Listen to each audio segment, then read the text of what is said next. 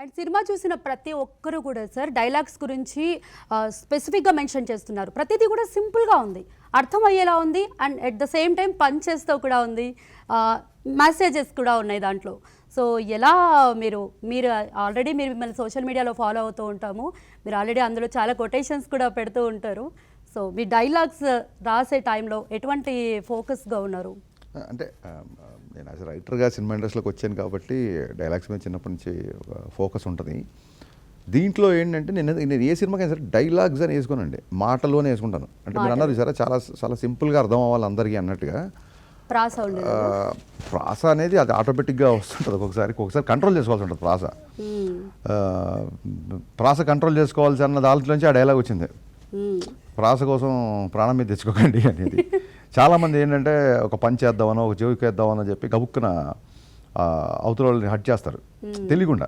అక్కడ ఏంటంటే అది ఉద్దేశం, లోపల అతను హట్ చేయాలని ఉండదు, అక్కడ జోక్ వేయాలనేది ఉంటుంది. నాకే చాలాసార్లు జరిగింది, నా మీద కూడా చాలాసార్లు జరిగింది. సో దాని నుంచి వచ్చిన డైలాగ్ అది. సో కళ్యాణ్ గారు సినిమాలో ఉన్నప్పుడు నేను చెప్పినట్టు ప్రీవియస్ ఫిల్మ్స్లో కొంచెం డైలాగ్స్ ఎక్కువగా లేవు కాబట్టి దీంట్లో అది చూపించడానికి క్యారెక్టరేషన్లో స్కోప్ దొరికింది. ఈవెన్ మీరు పాటలో కూడా చూస్తే రాణి చిక్కుల్ని నువ్వే చెక్కాలి, ఇక ఒక్కో మెట్టు ఇట్టే ఎక్కాలి. అది ఒక డ్యాన్స్ నెంబర్ అయినా సరే, దేగ్లింగేసాలా ఇంకొక డ్యూయట్ అయినా సరే, లిరిక్స్ అంతర్లీనంగా లిరిక్స్ అనేవి ఒక ఊపు, ఒక ఉత్సాహం, ఒక ఇన్స్పిరేషన్ ఇచ్చే రకంగా ఉంటుంది. కాసల శ్యామ్ గారు, భాస్కర్ భట్ల గారు ఇద్దరు ఎక్స్ట్రాడినరీ లిరిక్స్ రాశారు. మాటలే కాదు, పాటలు కూడా ప్రతి లైన్ వినాలనిపిస్తుంది అనేది ఇక్కడ నేను చెప్పాల్సిన ఉద్దేశం. ఈ మూవీలో కేఎస్ రవికుమార్ గారు టీచర్గా ఉండి ముఖ్యమంత్రి అవుతారు. అవునండి. సో అంతర్లీనంగా చదువుకున్న వారు రాజకీయాల్లోకి రావాలని సందేశం ఏమైనా ఇచ్చారనుకోవచ్చా? తప్పులేదండి, అందులో తప్పే ఉంది.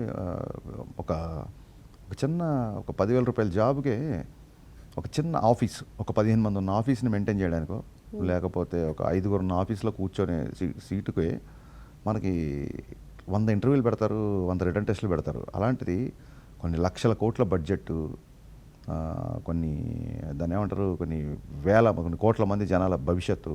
డెఫినెట్గా చదువుకున్న వాళ్ళు రాజకీయాలు ఉంటే బెటర్గానే ఉంటుంది కదా అనేది నా ఫీలింగ్. చదువు అంటే డిగ్రీలో అవగాహన కాదు, ఒక అవగాహన అని అక్కడ important. Next doctor Sarvepalli Radhakrishnan, ఆయన ఒక ఉపాధ్యాయ స్థాయి నుంచి రాష్ట్రపతి స్థాయికి ఎదిగారు.